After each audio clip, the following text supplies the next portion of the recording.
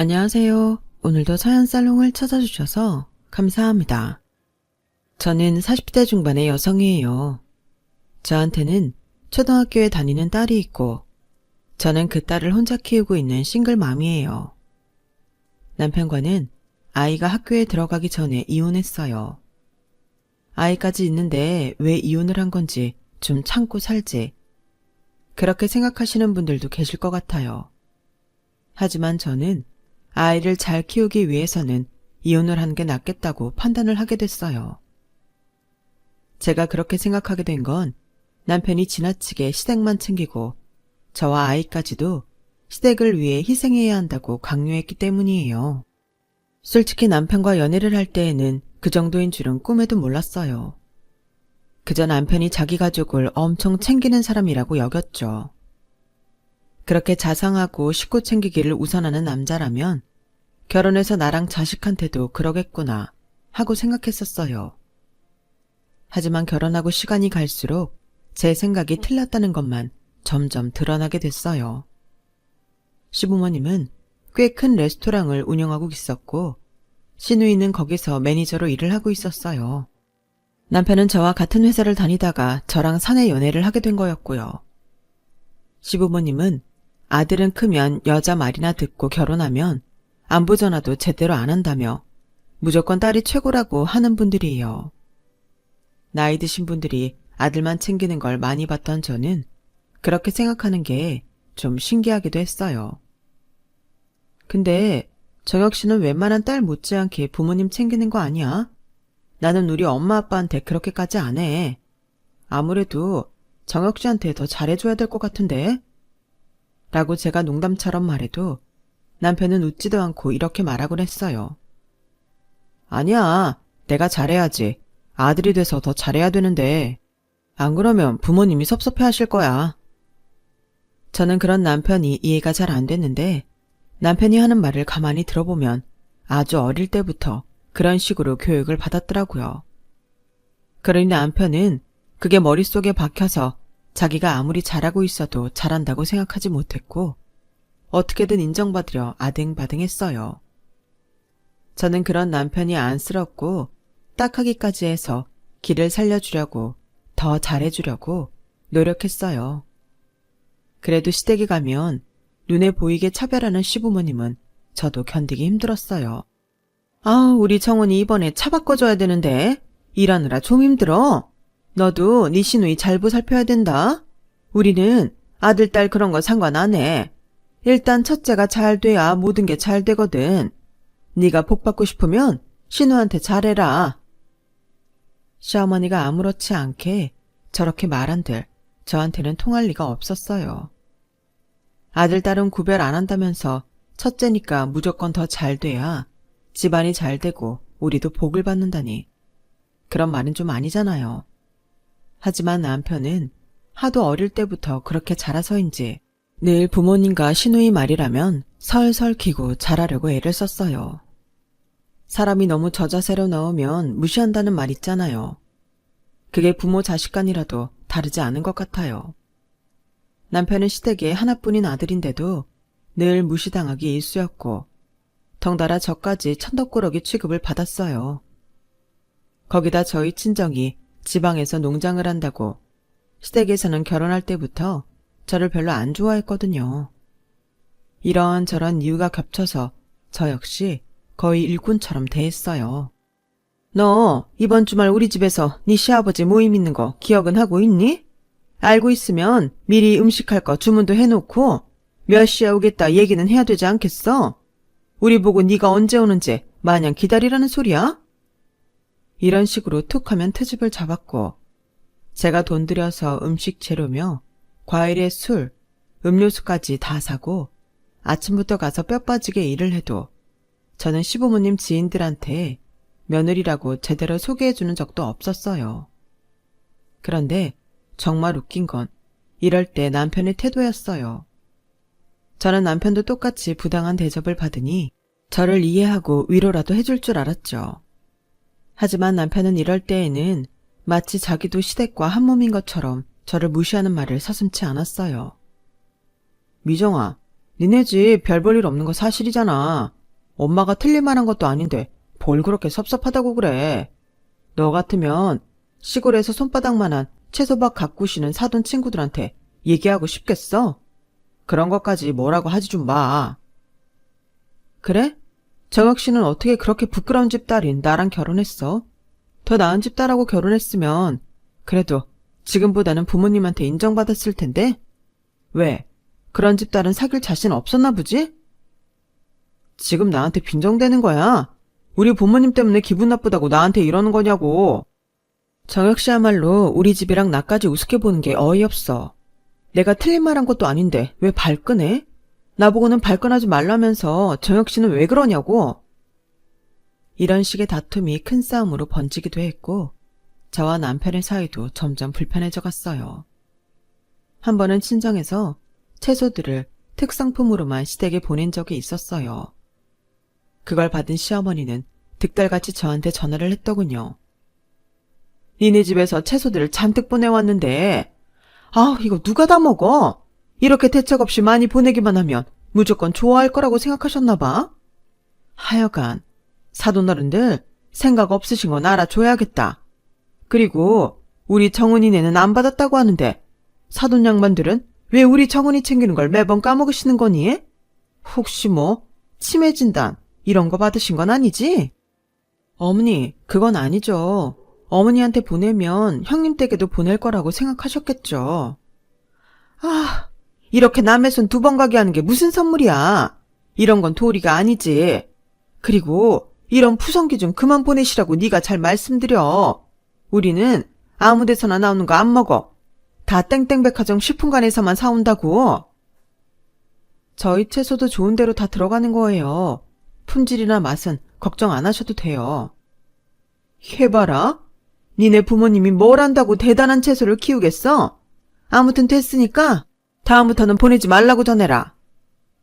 채소를 많이 준 것도 불만이고 신우한테는 안 보낸 것도 불만인 건 그래도 참을 수 있었는데 멀쩡한 부모님한테 치매라니 이건 너무 선을 넘은 것 같더라고요. 저는 화가 머리끝까지 났지만 최대한 꾹 눌러 참으며 말했어요.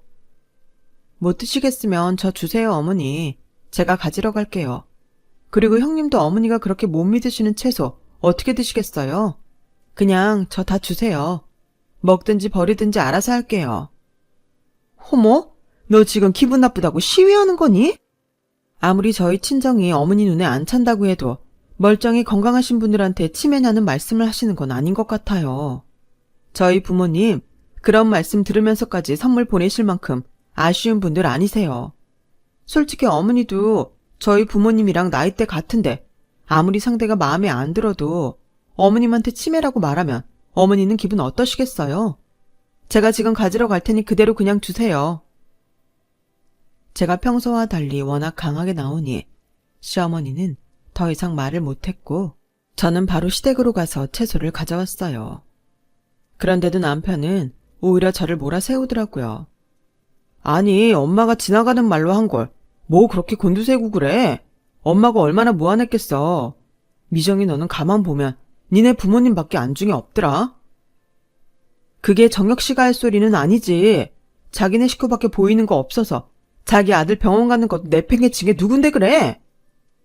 제가 소리를 빽 지르자 남편의 눈동자는 갈 길을 잃은 것처럼 방황했어요. 그도 그럴 게 바로 전주에 남편은 시누이네가 주말 여행을 간다고 그 집 운전사 노릇을 하느라 정작 아들이 갑자기 밤에 열이 나서 응급실에 갈 때에는 옆에 있지도 않았거든요. 그런데 시누이 아들이 달리다가 넘어져서 무릎이 까졌다고 호들갑을 떨며 개를 데리고 종합병원 응급실에 가서 엑스레이까지 찍는다고 연락도 되지 않았어요. 게다가 그 병원비까지 지가 다 지불했고요.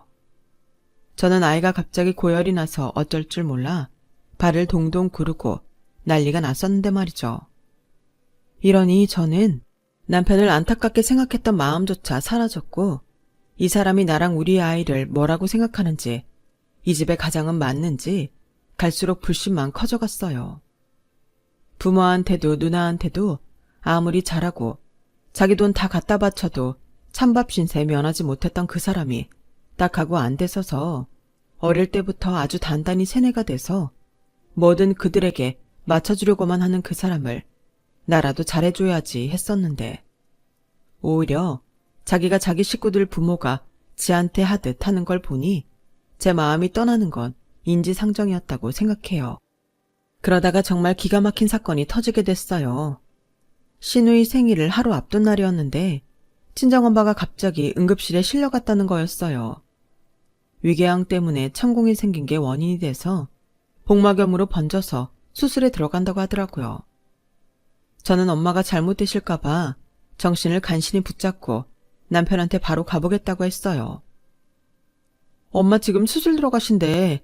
지금 터미널에 막차 있다니까 그거 타고 갈게. 당신은 언제 올래? 내일 형님 생일 끝나고 올래? 무슨 소리야. 이 밤에 어딜 간다고 그래? 내일 우리 누나 생일은 어쩌고? 당신 없으면 일 누가 하냔 말이야. 이제 와서 급하게 사람 구하기도 힘들 텐데 이런 식으로 했다가 엄마랑 누나 기분 상하면 어쩌려고 그래? 아니 지금 어머니랑 형님 기분 상하는 게 문제가 아니잖아. 엄마가 복막염으로 수술 들어가셨다니까? 그럼 수술하고 입원하시겠네. 돌아가신 것도 아닌데 뭔 호들갑이야. 원래 맨날 첫날 밭에 나가 일하던 사람들은 건강하다니까. 장모님 감기도 잘 안 걸리시는 분인데 뭔 걱정이야. 수술 잘 받고 나오시면 그때 가봐도 늦지 않잖아. 야, 넌 그게 네 장모한테 할 소리니? 네 엄마가 실려갔대도 이렇게 말할 수 있어? 조카 무릎 까진 것 때문에 5만 호들갑다며 엑스레이까지 찍게 하고 그 돈까지 전부 다 네가 낸 호구야. 그게 네 입에서 나올 말이냐고. 뭐? 야, 너 호구? 와, 이제 막 나가자는 건가? 이런 식으로 천박한 인성이 본색을 드러내는 거네. 역시 엄마 말이 맞았어. 천하게 밭일이나 하던 거 어디 안 갈 거라고 했는데. 그럼 그렇게 잘난 이네 식구는 네가 알아서 챙겨. 네가 내일 가서 일을 하든지 알아서 하라고. 나는 천박해서 더는 니네 집 가서 일 못하겠으니까 가서 우리 엄마 챙겨야겠다. 알았냐? 저는 그동안 참고 참았던 울분을 다 터뜨리고는 자고 있던 아들까지 깨워서 짐을 대충 챙겨 집을 나왔어요. 고속버스를 타고 친정 식구들이 있는 병원으로 향하는 내내 서름과 분노가 복받쳐서 아들을 무릎에 눕히고 재우면서 계속 눈물을 흘렸네요. 제가 병원에 도착했을 때는 엄마는 수술이 끝나 병실로 옮겨져 주무시고 계셨어요. 천만 다행으로 수술은 잘 됐다고 하네. 조금만 늦었어도 더 큰일 났을 텐데 그래도 때 맞춰 왔다고 의사가 그러더라. 너 이 시간에 안 왔어도 됐는데 아빠가 괜히 전화했나 보다. 그런 말이 어딨어. 전화 잘했어 아빠. 엄마 그렇게 급하게 수술 들어가신다는데 당연히 와봐야지. 저는 아이를 친정에 데려다 놓고 다시 병원으로 와서 계속 엄마 옆에 있었고 엄마가 퇴원하실 때까지 친정과 병원을 왔다 갔다 하며 집안일도 챙기고 엄마 병간호를 했어요. 그때 제가 눈여겨본 게 있는데 아들 녀석이 집에서 있을 때보다 훨씬 편하고 즐거워 보였다는 거였어요. 물론 외할머니가 아프시다니 어린 마음에도 시끄럽게 하면 안 된다는 걸 알았는지 병원에 와서는 조용히 있었지만 친정에서는 외할아버지, 외삼촌, 외숙모 사랑을 받으며 신이 나서 종종거리며 다니는 게 집에서 늘 아빠가 무슨 말만 하면 고개 숙이던 것과 너무 다르더라고요. 저는 그때 처음으로 과연 내가 이대로 결혼 생활을 유지하는 게 무슨 의미가 있을지 생각했던 것 같아요. 남편은 엄마가 퇴원하고 나서야 뒤늦게 쭈뼛거리며 나타나서 건강하시라고 인사를 하더니 저보고 얼른 올라가자고 재촉을 하더군요. 마음 같아서는 확 친정에 눌러 앉고 싶었지만 그랬다가는 이제 막 몸이 회복되기 시작하시는 엄마도 걱정하실 것 같았고 친정 식구들한테도 폐가 될까봐 정말 억지로 집으로 돌아왔어요. 그런데 얼마 안 가서 남편과 시댁한테 완전히 뒤통수 맞는 일이 벌어지고 말았어요. 항상 저와 아들한테 싸늘하기만 했던 시댁 식구들이 웬일로 저희 전부 저녁 초대를 하더니 극진히 대접하더라고요. 게다가 단 한 번도 우리 아들 용돈 줘본 적 없던 시아버지가 준서야 라고 이름까지 부르며 용돈에 장난감하고 책 선물까지 주는데 이게 꿈인가 싶어 얼떨떨 하더라고요. 오늘 무슨 날인가요? 갑자기 저희한테 너무 잘해주시니 뭐라고 해야 좋을지 모르겠네요. 올케는 무슨 그런 말을 해. 우리가 너무 바쁘니까 그랬던 거지. 누가 들으면 우리가 올케네 홀대라도 한 줄 알겠네. 사실 홀대한 게 맞는데 언제 그랬냐는 듯 시치면까지 떼며 우리한테 하하호호 얼굴 보며 웃어주니 무슨 도깨비 장난 같았어요. 그리고 저는 시댁 사람들이 왜 그랬는지 일주일도 안 돼서 알게 됐죠.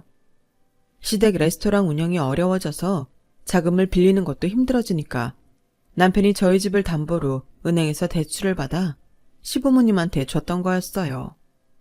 그것도 1년 전에요. 저는 정말 전혀 모르고 있는 일이었어요. 거기에 더해 남편은 정말 천청병력 같은 이야기를 했어요. 누나가 그 돈 관리를 했는데 아무래도 갚기 힘든가 봐. 그래서 이 집 팔아서 대출금 갚고 남은 걸로 조그마한 월세 얻으려고 해. 그럴 돈은 되더라. 그걸 지금 말이라고 해?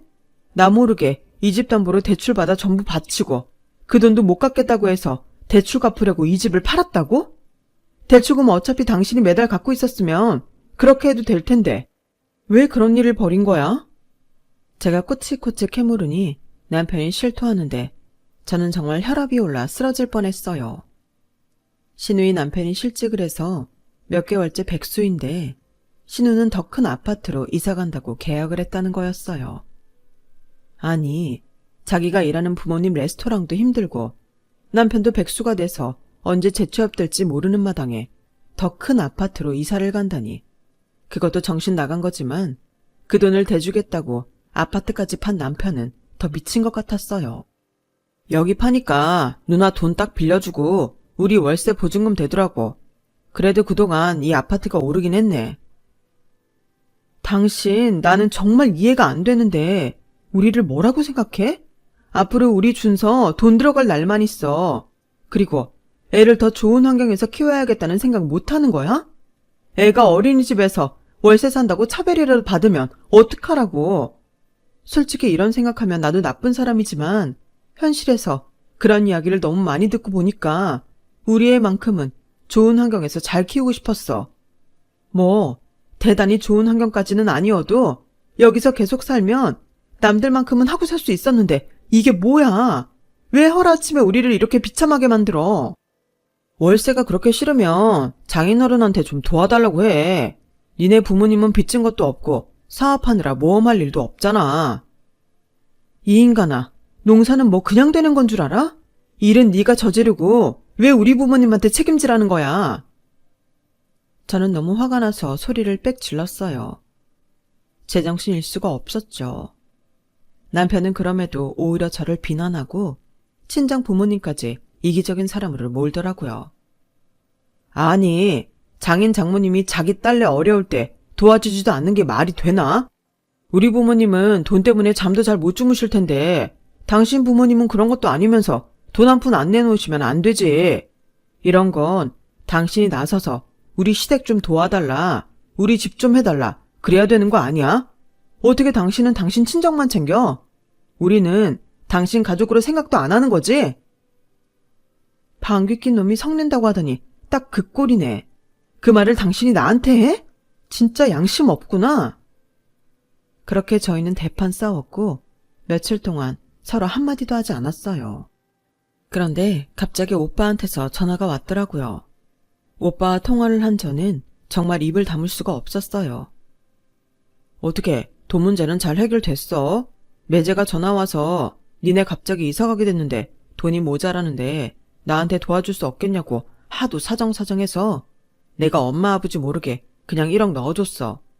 이제 다 잘 되고 있는 거지? 뭐라고? 1억을 그 사람한테 줬다고?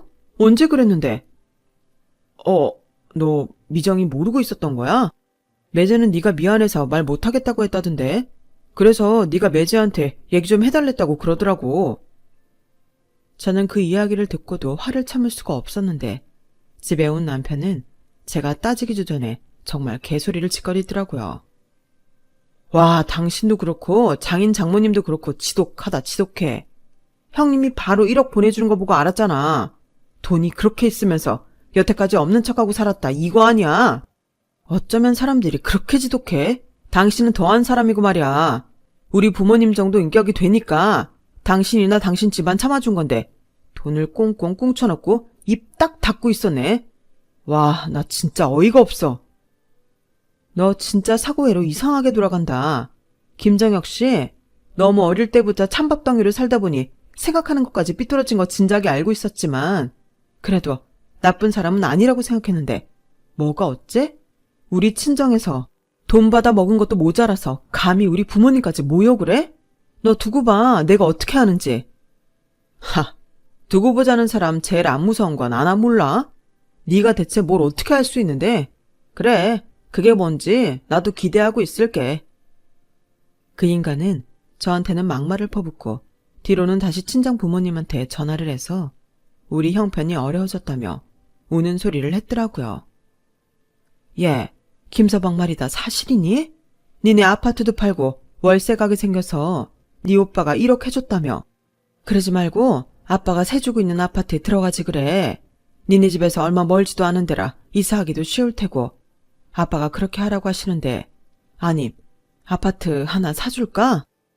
엄마, 나 뭐 확인할 게 있는데 아파트 얘기 말고 혹시 그 사람한테 돈 보내준다고 한 거 있어? 당장 수중에 돈이 없다고 해서 네 아빠가 통장에 든 2억 보내시라고 하시는 것 같은데 왜? 그거 나한테 보내고 절대 그 사람 통장에 넣지 말라고 해. 자세한 얘기는 나중에 할 테니까 일단은 그렇게 해줘. 그런데 남편은 아빠가 아파트를 해주실 거라는 얘기를 이미 시댁에까지 했고 그걸 들은 시어머니는 화색이 돌아서 저희 집까지 직접 찾아왔더라고요. 저는 전과 다르게 호들갑을 떨며 친한 척하는 시어머니를 덤덤하게 보기만 했어요. 야, 어떻게 사돈한테 그런 아파트가 있었대니? 그 아파트 들어가기 싫으면 아파트 사줄 수도 있다고 한 게 정말이야? 아니 어쩌면 그렇게 밭일을 하면서 돈을 잘 모으셨어? 제가 전에도 말씀드린 것 같은데 어머니가 흘려들으셨나 봐요. 저희 친정 특수 농작물 재배해서 땡땡 백화점보다 더 고급인 호텔로만 들어가고 웬만한 레스토랑에서는 사지도 못해요. 어머님 레스토랑은 웬만한 데라서 저희 부모님 농장에 주문 발주도 못 넣어봤을 것 같아서 민망하실까봐 거기까지는 말씀 안 드렸어요.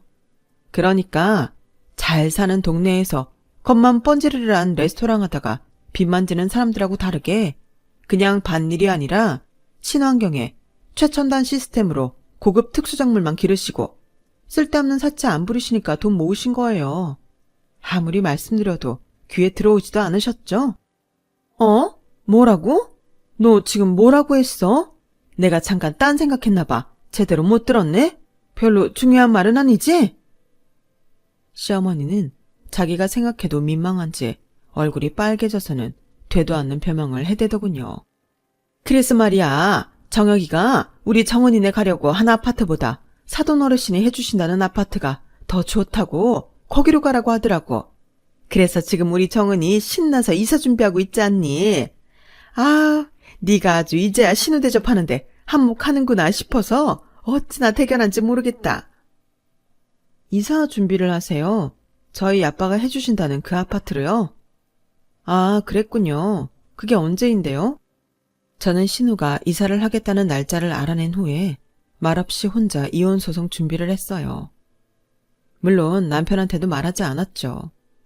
괘씸한 그 인간은 부모님이 저를 생각해서 주시려고 한 아파트까지 지네 집에 주려고 저한테 한마디 상의도 안 했으니까요. 시어머니가 다녀간 걸 모르는 남편은 그 후에도 저한테 아파트에 대해 이런 방구 꺼내지 않더라고요. 거기에 더해 아빠가 돈 보내주기로 한 것도요. 그러던 어느 날 남편은 자기한테 돈이 안 들어오자 퇴근하고 집에 와서 똥 마려운 강아지처럼 거실을 이리저리 돌아다니다가 핸드폰을 들고 방으로 들어가더군요. 저는 재빨리 뒤쫓아가서 남편이 통화 버튼을 누른 핸드폰을 낚아채서 확인해봤어요. 아니나 다를까 아빠한테 전화를 걸고 있더라고요. 왜 이래? 전화 내놔. 너 우리 아빠한테 돈 달라고 할 거잖아. 무슨 말도 안 되는 소리야. 그냥 안부전화야. 네가 언제부터 우리 부모님한테 안부전화를 했다고 그래. 네가 받기로 한 2억 내 통장에 있어. 그러니까 그 돈 어떻게 받아내겠다는 생각 안 하는 게 좋을 거야? 뭐라고? 야, 그 돈은 아버님이 나한테 주시기로 한 거잖아. 아버님 좋아하시네. 누구 보고 감히 아버님 소리를 해? 우리 아빠가 어떻게 네 아버님이야? 언제는 이기적이고 지독하다더니 아버님? 너 진짜 양심 팔아먹었구나. 야, 잔말 말고 얼른 그 돈 나한테 입금해. 내놓으라고. 왜? 그 돈 또 니네 엄마 아빠한테 갖다 바치고 인간 대접 받아보고 싶어서 그래? 꿈 깨. 네가 그럴수록 니네 부모나 누나는 널 호구로만 알 거야. 나도 지금까지 호구로 살면서 깨달은 건데 넌 왜 모르니? 하긴 그걸 모르니 지 처자식 내팽개치고 지네 부모님하고 누나한테만 설설 기느라 아주 영혼까지 갖다 바치지.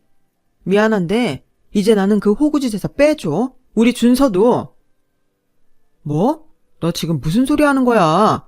얼른 아버님이 보낸 돈이나 내놓으라니까? 너 나랑 이혼할 건데 어디다 대고 돈을 내놓으라는 거야? 뭐? 이혼? 그게 무슨 소리야? 그래, 이혼. 너랑 이혼한다고. 그러자 남편은 웃음을 터뜨리더니 저를 비웃더라고요. 그래, 어디 해봐, 이혼. 누가 해준대? 네가 이혼할 거면 벌써 했겠지. 이제 와서 용기도 없는 주제에 무슨 이혼 타령을 하고 있어. 그러면 내가 겁먹을 것 같아? 더 이상 가짜는 소리 하지 말고 내일 오전에 은행 가서 나한테 그 돈 전부 보내. 말이 안 통하니 저는 행동으로 보여줘야겠다 싶었고 그날 저는 짐을 싸서 아들과 함께 아빠가 주신다고 한 아파트로 들어가 버렸어요. 원래는 신우가 짐을 싸서 오기로 한 날 들어가려고 했는데 더는 참을 수 없어서 먼저 저질러 버린 거죠. 그런데도 남편은 제가 홧김에 해보는 거라고 생각했는지 한 사흘 정도는 저를 찾지도 않고 잠잠하더라고요. 그러다가 이혼 소송 서류가 도착하고 나서야 저한테 전화를 하고 난리 났더군요. 야, 미정아, 너 진짜 1억이야? 이혼 소송이라니. 너 그냥 나 겁주려고 일하는 거지? 그런 거 맞지? 내가 밥 먹고 할 일 없니? 그런 걸로 장난을 치게? 나 진짜로 너랑 이혼할 거야. 니네 식구들은 정말 웃긴 게 사람이 말을 하면 왜 고지고대로 믿지를 않는 거야? 그것도 다 나를 하찮게 보니까 그러는 거겠지? 얼마나 사람을 우습게 봤으면 내가 아버지가 특수장모를 하셔서 백화점도 아무데나 안 준다는 말도 제대로 안 듣고 이혼한다는 말도 장난인 줄 알까? 나는 대체 그렇게 나를 무시하는 너라는 인간하고 왜 살았던 걸까? 지 자식도 무시해서 기 다 죽인 인간을 뭐가 좋다고 지금까지 참았나 몰라. 그런데 네가 나 정신 번쩍 나게 해줬어. 우리가 살던 아파트 그거 공동명의임에도 네가 멋대로 내 도장의 위임장까지 위조해서 니네 집에 퍼주고 그것도 모자라서 누나 이사까지 우리 아빠가 해주는 아파트로 가게 만들어? 그걸 정상이라고 생각하는 니네 부모나 평생 네 부모랑 누나한테 인간 취급도 못 받으면서 돈만 갖다 바치는 너나 진짜 답 없기는 마찬가지야. 그러니까 너도 변호사 선임해서 재판할 준비나 해. 나는 정신적 피해 보상까지 다 받아낼 거니까 각오 단단히 하라고. 그러자 몇 시간 안 돼서 시어머니랑 신우가 집 앞까지 찾아왔더라고요.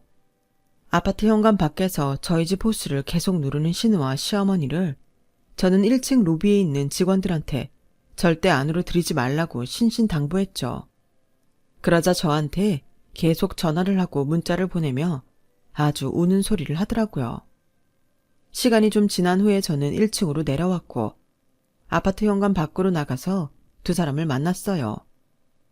아니, 우리 이사 준비 다 했는데 이러면 어쩌자는 거야? 정혁이랑 싸웠으면 정혁이하고 풀어야지. 우리한테 화풀이하는 건 아니지. 그래, 맞아. 이럴 때일수록 이성적으로 대처해야지. 정혁이가 너한테 말 안 하고 일을 진행시켰나 본데 그런 건 좀 넘어가주면 안 되겠니? 어쨌든 나 이사는 해야 되지 않겠어? 그 이사를 왜 우리 아빠 아파트로 하는데요? 맡겨놨어요? 우리 아빠가 아파트 얘기를 꺼낸 건요. 저랑 준서가 살 집이라고 생각해서예요. 아닐 것 같으세요? 그럼 저희 부모님하고 통화해 보시든가요. 예, 지금 네가 화가 많이 났나 본데 일단 진정을 좀 하자. 당연히 화가 나죠. 대체 뭐하는 사람들이길래 저를 호구로 보고 제 등에 빨대 꽂고 아파트의 돈에 다 빼먹으려 하는지 정말 이해가 안 되거든요. 그런 다음 저는 일부러 큰 소리로 지나가는 사람 다 들으라고 목이 터져라 외쳤어요. 우리 친정이 농장한다고 별 볼 일 없다며 그렇게 무시하고 여태까지 살 동안 며느리 대접 한 번 안 하고 얘, 너, 쟤 이딴 식으로만 부르더니 이제는 우리 아빠가 돈도 있고 이런 아파트도 있다는 거 알고 나니까 갑자기 호칭이 바뀌었네요. 아가요? 제가 무슨 당신 아가예요. 사람이 가만히 있고 호의를 베푸니까 만만해 보이고 모든 게 다 권리인 줄 알았죠? 그러고 있는데 저만치에서 헐레벌떡 뛰어오는 남편놈이 보이더군요. 저는 그 인간이 도착하자마자 더 큰 소리로 말했어요. 김정혁, 지 부모 입만 입이고 지 누나네 식구 귀한 줄만 알고 정작 자기 아내랑 자식은 지들 식구가 무시하는 그대로 똑같이 무시하면서 지 자식 밤중에 열이 나서 아픈데도 전화는 안 받고 지 조카 무릎 까진 것 엑스레이까지 찍고 장모님 복막염으로 응급실 실려갔다는데 반일하는 사람들 건강하니까 가지 말고 네 누나 생일잔치에서 일이나 하라고 해놓고 누가 누구더러 이기적이라고 해. 이렇게 말하고 보니까 정말 지금까지 너라는 놈하고 산 내가 병신이고 호구다. 너 우리 오빠한테 받아간 1억 당장 내놔.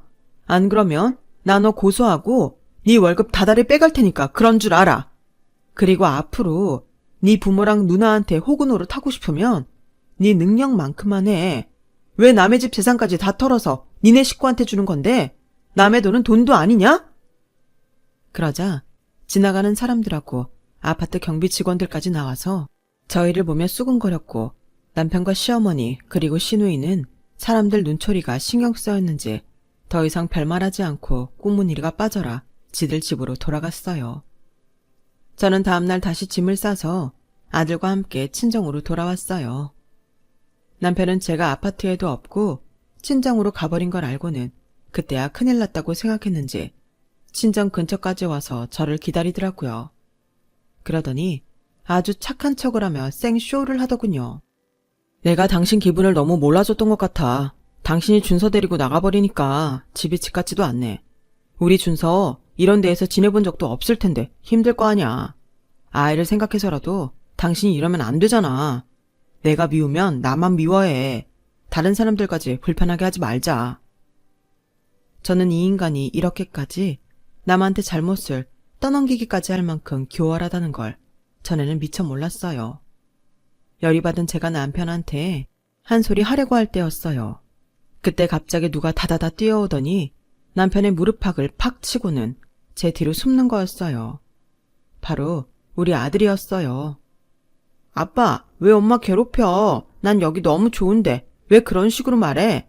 외삼촌도 외숙모도 외할머니 외할아버지도 아빠보다 나 훨씬 예뻐하는데 아빠는 맨날 엄마 힘들게 하고 나한테도 모자란 녀석이라고 했잖아. 아빠 오지 마. 엄마한테 그러지 마. 그 말은 저뿐 아니라 아이를 데리고 산책을 나왔던 오빠까지 다 들어버렸어요. 오빠는 잔뜩 굳어진 얼굴로 당장이라도 한 대 칠 것처럼 남편을 쏘아봤고 남편은 어쩔 줄 모르고 고개를 다른 데로 돌렸죠. 왜? 겁나니? 좀 전처럼 한번 계속 그 잘난 입 나불 대보지 그래? 그래, 사실대로 말할게. 내가 당신 없으니까 불편해. 그러니까 이러지 말고 우리 다시 잘해보자. 응? 잘해볼 게 있긴 해? 그런 거 없잖아.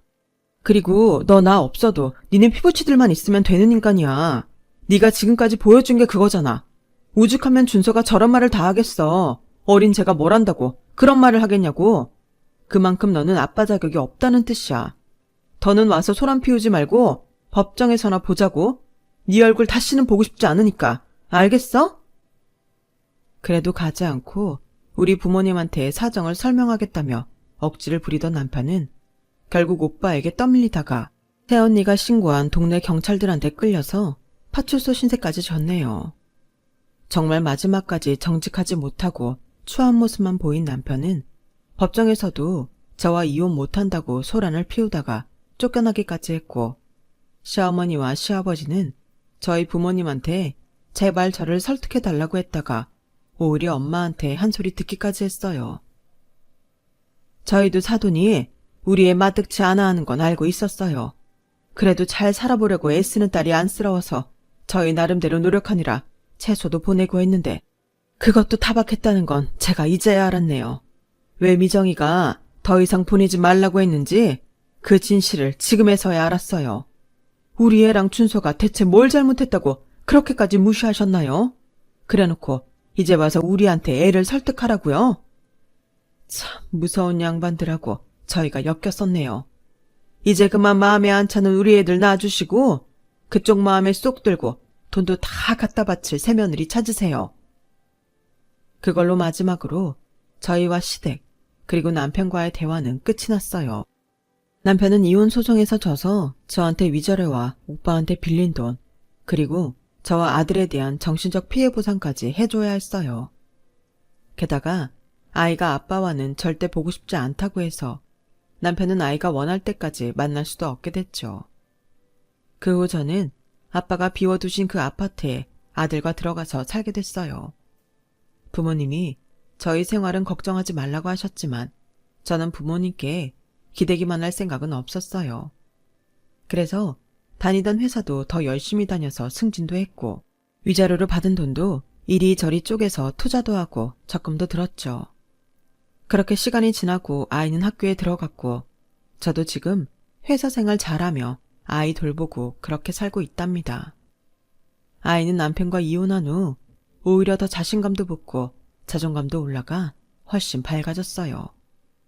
그런 걸 보니 제가 미련하게 참고 산 게 후회되고 아이한테도 너무 미안하더라고요.